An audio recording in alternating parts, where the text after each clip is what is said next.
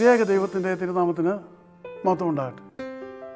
കർത്താവിൽ പ്രിയ സഹോദരങ്ങളെ, നിങ്ങളെല്ലാവരെയും വേർഡ് ടു വേർഡ് ടെലിവിഷൻ്റെ ആഭിമുഖ്യത്തിൽ നടത്തപ്പെടുന്ന ബൈബിൾ ക്രൗൺ പ്രതിദിന പ്രശ്നോത്തരിയിലേക്ക് കർത്തൃനാമത്തിൽ സ്വാഗതം ചെയ്യുന്നു. നമ്മുടെ ഇന്നലത്തെ ചോദ്യം, 20 യവത്തപ്പം കൊണ്ട് 100 പേർക്ക് ഭക്ഷണം കൊടുത്ത പ്രവാചകൻ ആർ? ഉത്തരം ഏലീശ പ്രവാചകൻ.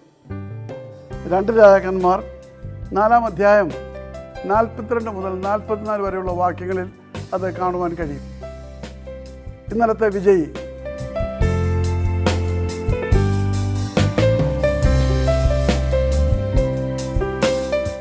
ഇന്നത്തെ ചോദ്യം, രൂത്തും ദാവീദുമായുള്ള ബന്ധം എന്തായിരുന്നു?